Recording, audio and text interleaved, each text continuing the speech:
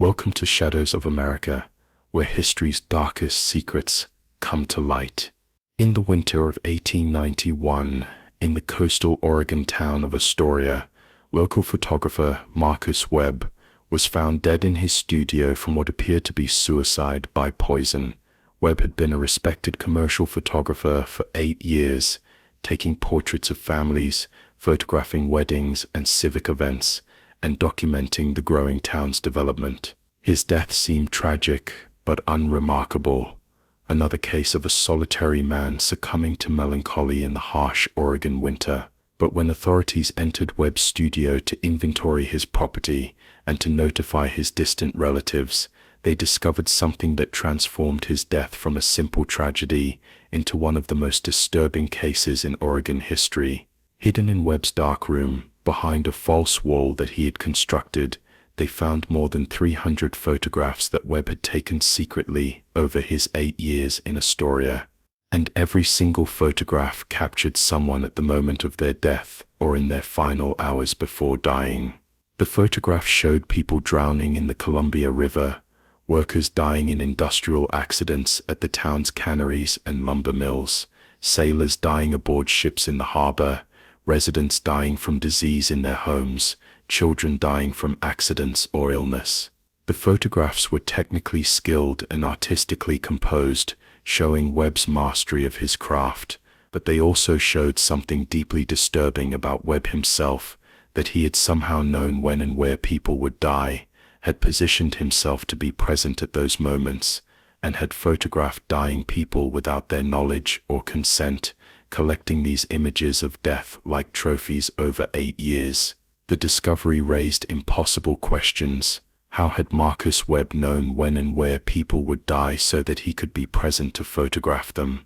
How had he managed to position himself at dozens of deathbeds, accident scenes, and drownings without anyone noticing what he was doing? Why had he been compelled to create this secret collection of death photographs? And most disturbingly, had Webb simply photographed deaths that would have occurred anyway, or had he somehow caused or hastened the deaths he photographed? Webb's journals, also found in the hidden room, documented his 8-year obsession with photographing death. The journals revealed that Webb believed he could see death approaching people in a way others couldn't, that he could perceive when someone's death was imminent, and that photographing them at that moment would capture something essential about the transition from life to death that he found fascinating and beautiful in a way he struggled to articulate. Before we continue with the complete investigation into Marcus Webb and the 8 years he spent secretly photographing deaths in Astoria, Oregon, subscribe to Shadows of America. We release documentaries daily because what was found in that dark room raises disturbing questions about obsession, about the ethics of photography, and about how someone can hide a dark compulsion while maintaining a respectable public identity in a small community. Astoria, Oregon in the 1880s and 1890s was a bustling port town at the mouth of the Columbia River, where it meets the Pacific Ocean, serving as a commercial center for fishing, lumber, and shipping industries. The town had a population of approximately 6,000 people, with a mix of established families, transient workers in the fishing and lumber industries, sailors passing through on commercial vessels, and immigrants from Scandinavia and China who had come to work in the canneries. Marcus Webb had arrived in Astoria in 1883 at age 28, establishing himself as a commercial photographer at a time when photography was becoming more accessible, but was still a specialized skill that required technical knowledge and expensive equipment. Webb rented a small storefront on Commercial Street in downtown Astoria, converting the back rooms into a darkroom and studio where he could develop plates and take portraits. His work was competent, and his prices were reasonable, and he quickly built a modest but sustainable business photographing the town's residents and events. Those who knew Webb described him as quiet and somewhat melancholy, but professional and reliable. He lived alone in rooms above his studio, had no close friends or romantic relationships that anyone knew of, and devoted himself entirely to his photography work. This isolation and dedication were not unusual for commercial photographers of the era, many of whom were solitary individuals who had found in photography a profession that allowed them to observe life while remaining somewhat apart from it. But Webb's journals reveal that from his earliest days in Astoria, he had experienced what he described as visions of approaching death, an ability to look at people and to somehow sense when they were near death, to perceive a quality about them that indicated they would die soon. Webb described this ability as both a gift and a curse, something he couldn't control or turn off, that made him constantly aware of mortality in ways that isolated him from normal human connections. Initially, Webb tried to ignore or suppress these perceptions, but in 1883, shortly after arriving in Astoria, he witnessed a man die in a street accident, and Webb found himself compelled to photograph the scene. The resulting photograph, which showed the moment just before death,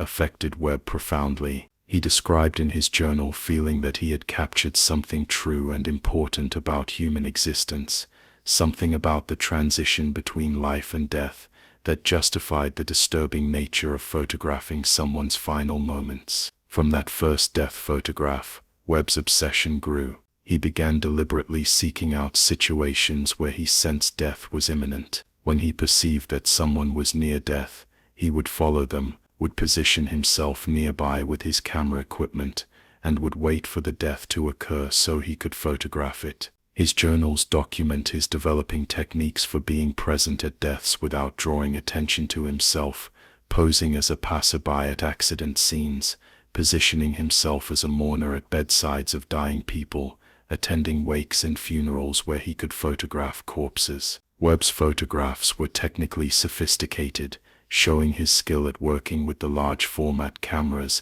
and glass plate negatives of the 1880s and 1890s. Photography at that time required careful exposure control and substantial equipment, making it difficult to capture spontaneous moments. But Webb had learned to work quickly and to anticipate the moments he wanted to capture, allowing him to photograph deaths as they occurred rather than just photographing corpses after death had already happened. The collection Webb accumulated over 8 years documented more than 300 deaths in Astoria and the surrounding area. The photographs showed the full range of how people died in a late 19th century port town. Drownings were common in a community so connected to water and maritime work. Industrial accidents killed workers in the dangerous canneries and lumber mills. Diseases like tuberculosis and pneumonia killed people in their homes. Accidents of various kinds claimed lives. Webb had photographed all of these types of deaths, creating an archive that was both a documentary record of mortality in 1880s to 1890s, Astoria, and a disturbing testament to Webb's obsession. The discovery of Webb's collection triggered an investigation into whether Webb had simply photographed deaths that occurred naturally, or whether he might have caused or contributed to any of the deaths he documented. Authorities reviewed each photograph and attempted to match them to known deaths in Astoria over the previous 8 years. Many of the photographs could be connected to specific incidents, drownings that had been reported in newspapers, industrial accidents that had been investigated, deaths from disease that had been recorded on death certificates. But the investigation revealed disturbing patterns. In multiple cases, Webb had been present at deaths where there was no obvious reason for him to be there, at the bedsides of people dying from disease when he had no family connection or professional reason to be present, at industrial accidents where he had not been working or visiting legitimately, at drownings where he had been positioned to photograph from angles that suggested he had anticipated where the drowning would occur. Webb's ability to be present at so many deaths suggested either impossible foreknowledge or possible involvement in causing the deaths. The journals provided some answers but raised new questions. Webb described his death site as allowing him to perceive when someone was near death, typically 1 to 3 days before death would occur. He would use this ability to identify people who were dying, and he would then position himself to be present when death happened. His journals documented dozens of cases where he had followed people he sensed were near death, sometimes for days, waiting for the moment when he could photograph their deaths. This stalking behavior was deeply disturbing but didn't necessarily prove Webb had caused deaths. He could have been a passive observer who used his claimed ability to find deaths to photograph, rather than an active killer who caused deaths. But several cases raised more serious concerns.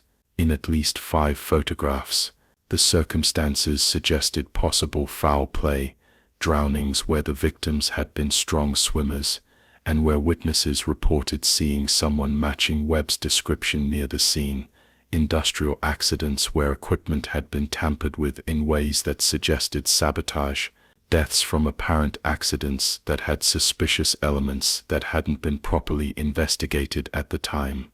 Authorities attempted to determine whether Webb had murdered people to photograph their deaths, but the investigation faced significant challenges. Most of the deaths had occurred years earlier, and any physical evidence had long since disappeared. Witnesses had dim memories, or had moved away from Astoria, and crucially, Webb was dead, and couldn't be interrogated about his actions or intentions. The investigation ultimately remained inconclusive. Authorities couldn't definitively prove Webb had murdered anyone, but they also couldn't rule it out, leaving his legacy ambiguous and disturbing. The question of whether Webb's claimed ability to see death approaching had any basis in reality, or whether it was a delusion that coincidentally sometimes aligned with actual deaths, became subject of debate. Some argued that Webb's success in being present at so many deaths proved he had some kind of genuine precognitive ability or unusual perceptiveness that allowed him to recognize signs of impending death that others missed. Others argued that his ability was psychological self-deception, that he had developed an obsession with death, and had learned to rationalize his stalking and photographing of dying people by telling himself he could sense death approaching. Modern psychological understanding would likely interpret Webb's claimed ability as a delusion that served to justify and organize his obsessive and disturbing behavior. People who develop obsessions with death sometimes create belief systems that frame their obsessions as gifts or as special knowledge that ordinary people don't possess. Webb's detailed journals about his death site and his careful documentation of how it worked suggest he genuinely believed he had this ability, but that doesn't mean the ability was real, rather than being an elaborate delusion that allowed him to continue his disturbing practice. The families of people Webb had photographed at death experienced violation and outrage when they learned what he had done. Many had never known Webb had been present at their loved ones' deaths, had never seen him with his camera, had never suspected that these intimate moments of loss and grief had been photographed by a stranger for his private collection. The discovery that Webb had photographed their dying family members without consent had invaded these private moments and had kept the photographs hidden for years, felt like a profound betrayal and like a desecration of their loved ones' deaths. Some families demanded that Webb's photographs be destroyed, arguing that they had been taken without consent and that they violated the dignity of the deceased. Others wanted to see the photographs of their deceased family members, feeling that despite the disturbing circumstances of how they had been created, the images were the only photographs that existed of their loved ones, and therefore had value. Authorities struggled with how to handle these conflicting demands, eventually deciding to preserve the photographs as evidence for the ongoing investigation, but to restrict access to them to avoid further harm to families. The ethics of Webb's photography went beyond the question of consent and privacy. His journals revealed that he had sometimes positioned himself in ways that interfered with rescue attempts or medical care, prioritizing getting a good photograph over helping dying people. In several cases documented in his journals, Webb described watching people drown or die from accidents when he might have been able to intervene to save them, but he had chosen instead to photograph their deaths, valuing the image over the life he might have saved. This apparent willingness to let people die for the sake of a photograph suggested that Webb's obsession had destroyed his moral compass and his basic human empathy. The question of what artistic or documentary value Webb's photographs might have, separate from the disturbing circumstances of how they were created, has been debated by photography historians and ethicists. The photographs are technically skilled, and they do document aspects of death and mortality in 1890s America that are rarely captured in photographs from that era. Most 19th century photographs of death were formal post-mortem portraits where the deceased was posed and arranged, not candid captures of actual dying moments. Webb's photographs are thus historically unique in showing death as it actually occurred, rather than as a staged event, but most ethicists and historians have concluded that whatever historical or artistic value the photographs might have is overwhelmed by the ethical violations involved in their creation. The photographs represent profound violations of privacy, dignity, and consent, and they were created through stalking behavior and possibly through actual murder. Making use of them for historical or artistic purposes would validate and benefit from those violations, creating moral hazards that outweigh potential benefits. Most of Webb's photographs remain sealed in Oregon State Archives, accessible only to law enforcement and researchers with specific authorized purposes. Webb's suicide by poison occurred in January 1891, after 8 years of maintaining his disturbing practice. His journals suggest that the burden of his obsession had become unbearable, that constantly perceiving death and constantly seeking opportunities to photograph dying people had isolated him and had destroyed any possibility of normal human connection. The final journal entries describe feelings of despair and exhaustion, of being trapped in an obsession he couldn't escape, and that had consumed his life, leaving him with nothing but his collection of death photographs that he couldn't share with anyone without revealing what he had been doing. The poison Webb used was cyanide, which he would have had access to through his photographic work, as cyanide compounds were used in certain developing processes. His death was relatively quick, suggesting he had used a substantial dose. He left no suicide note beyond his journals, which ended with a final entry stating only, "I have seen enough death. Now I will see my own." His body was found in his dark room, surrounded by his photographs, suggesting he had spent his final moments with a collection that had defined and ultimately destroyed his life. The investigation into Webb's background revealed limited information about his life before Astoria. He had been born in Pennsylvania in 1855, had learned photography as a young man, and had worked as an itinerant photographer moving between small towns before settling in Astoria in 1883. Whether he had engaged in similar death photography before arriving in Astoria was unknown. No evidence was found of previous collections, but it was possible that earlier photographs had been destroyed or lost. Some investigators speculated that Webb might have left Pennsylvania because his behavior there had attracted suspicion, but no records were found to confirm this. Webb's claimed ability to perceive impending death has parallels in various cultural and historical beliefs about people who can sense death approaching.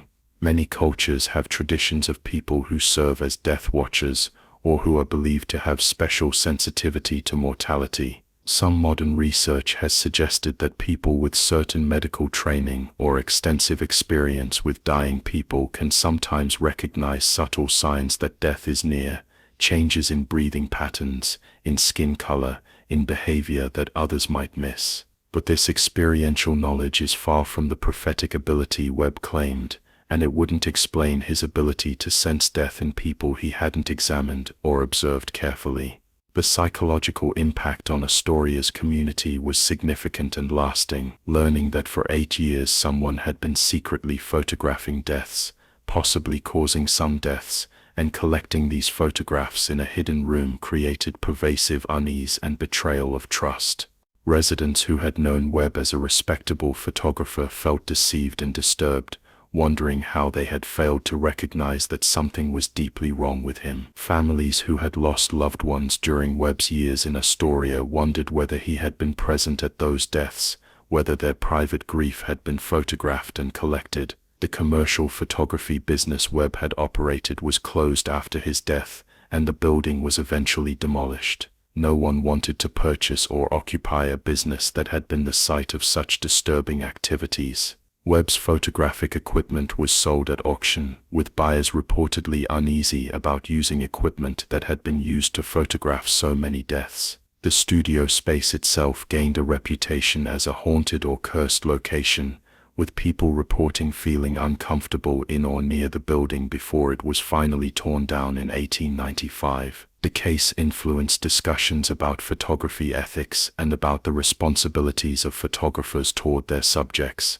While most of the ethical frameworks that govern modern photography didn't exist in 1891, Webb's case contributed to growing recognition that photographers had obligations beyond just technical skill, that creating images of people without their consent or in ways that violated their dignity was morally problematic. These ethical discussions would eventually contribute to development of more formal codes of conduct for journalists and documentary photographers.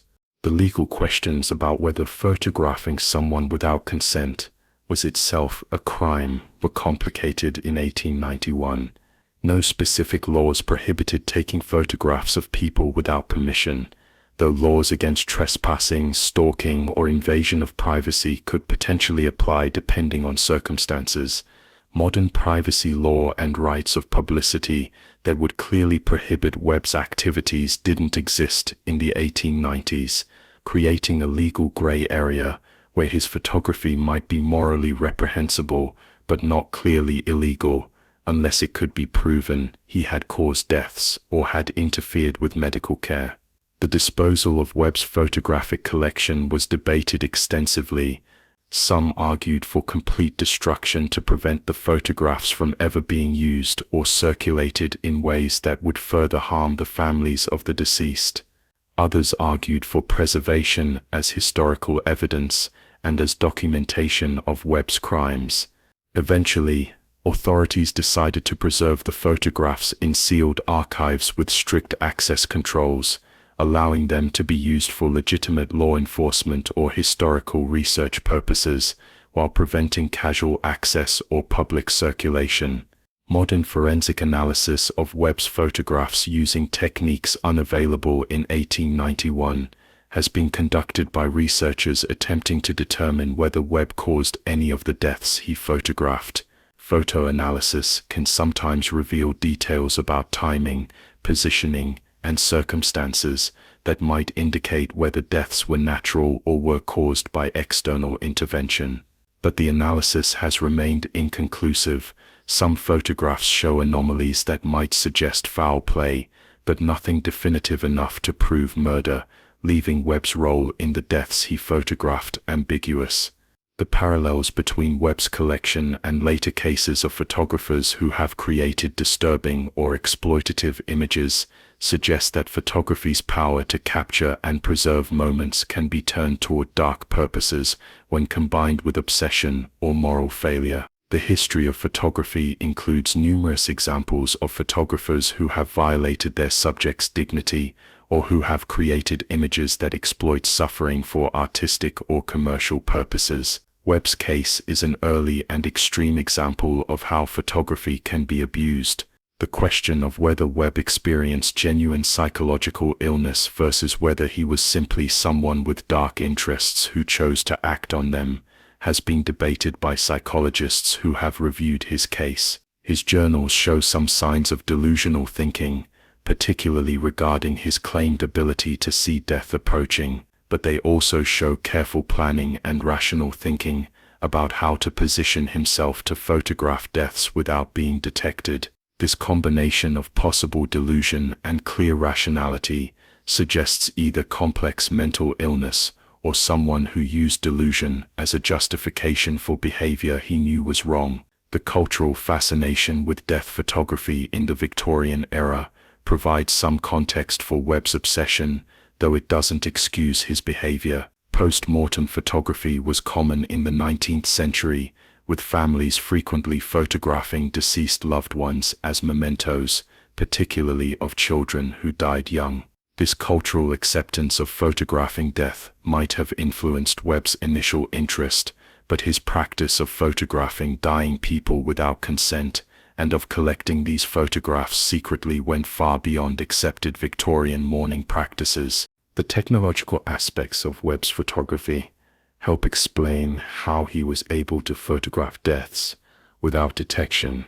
The large format cameras of the 1880s to 1890s were substantial pieces of equipment that typically required tripods and careful setup, but experienced photographers like Webb could work relatively quickly, particularly in outdoor settings with good natural light. Glass plate negatives required chemical processing, but could be developed days or weeks after exposure, giving Webb time to process his death photographs away from the scenes where he had captured them. The economic aspects of Webb's practice suggest he spent significant resources on his death photography that went beyond what his commercial business would have justified. Film and chemicals were expensive, and Webb's collection of more than 300 photographs represents substantial investment. His journals suggest he sometimes neglected his commercial work to pursue death photographs, suggesting his obsession took priority over his financial well-being. The fact that he died in relative poverty, despite years of operating a photography business, suggests his resources had been diverted toward his disturbing collection. The few people who had been inside Webb's studio during his lifetime reported nothing unusual about the visible areas where he conducted commercial photography business. The hidden room behind the false wall in his darkroom was well concealed and wouldn't have been discovered without deliberate search. Webb's ability to maintain this hidden space while operating a public business demonstrates how someone with a dark secret can compartmentalize and can maintain separate public and private identities, a pattern that appears in many cases of people who commit disturbing acts while presenting normal facades to their communities. The impact on Astoria's fishing and maritime industries was indirect but notable. Some of Webb's photographs showed deaths that had occurred aboard fishing vessels or in the harbor, raising questions about whether those deaths had been truly accidental or whether Webb might have been involved. The uncertainty created by his collection made some sailors and fishermen reluctant to work in waters where Webb had operated, creating temporary labor problems. These concerns eventually faded as time passed, and as new generations of workers who hadn't known about Webb's activities replaced those who had been directly affected. The destruction of Webb's false wall and the hidden room where he had kept his collection became a symbolic act for Astoria residents trying to move past the trauma. The wall was torn down shortly after Webb's death, with residents present to witness the demolition. The darkroom where Webb had developed his death photographs was thoroughly cleaned and eventually converted to storage space, removing any trace of its former use. These physical erasures of Webb's workspace helped the community begin to heal, though the psychological impact of what he had done persisted much longer. The question of whether any of Webb's victims had been aware he was photographing them at their deaths remains mostly unanswered. His journals suggest he tried to remain unobtrusive, and most of his subjects appear unaware of his presence in the photographs, but a few photographs show people who appear to be looking directly at the camera, suggesting possible awareness. Whether these people understood they were being photographed at their deaths, or whether they simply happened to look in Webb's direction is unknown, but the possibility that some victims knew they were being photographed adds another layer of disturbing violation to Webb's actions. The memorial to Webb's victims that was eventually erected in Astoria in 1920 lists the names of people whose deaths Webb photographed, identified through the investigation that matched photographs to known deaths. The memorial doesn't mention Webb by name, referring only to those whose final moments were stolen by one who should have preserved their dignity, The memorial serves as both remembrance of the deceased and as warning about how photographic technology can be abused when separated from ethical constraints. Modern true crime and dark history communities have shown persistent interest in Webb's case, with his story appearing in books and documentaries about disturbing historical crimes. The case raises questions that remain relevant. How much can we trust people in positions that give them access to intimate moments? How can communities identify people who are hiding dark obsessions behind respectable facades? And how do we balance historical preservation of disturbing materials against protecting the dignity of victims and their families? The photographs Webb created remain in Oregon State Archives, their access carefully controlled, and their existence known to relatively few people. Researchers who have viewed them report that they are as technically skilled and as disturbing as historical accounts suggest. The images capture real people in their final moments, preserving deaths that occurred more than 130 years ago in ways that feel immediate and violating even across that temporal distance. Marcus Webb's 8-year practice of secretly photographing deaths in Astoria, Oregon, ended with his suicide in 1891, but the questions his case raised about obsession, ethics, and the abuse of photographic technology remain relevant.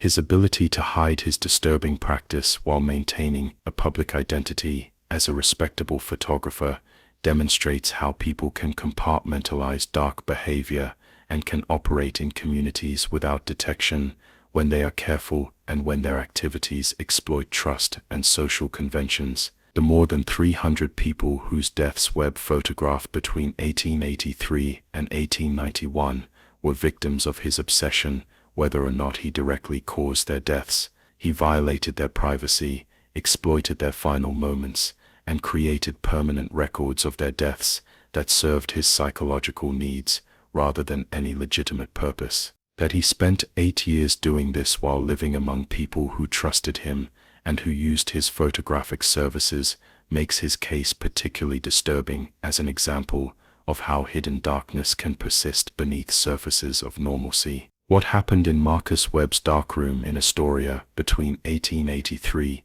and 1891, the systematic collection of death photographs, the possible murders, the certain violations of dignity and privacy, stands as one of the most disturbing examples of how photographic technology can be turned toward dark purposes when wielded by someone whose obsession has destroyed his moral restraints and his connection to basic human empathy.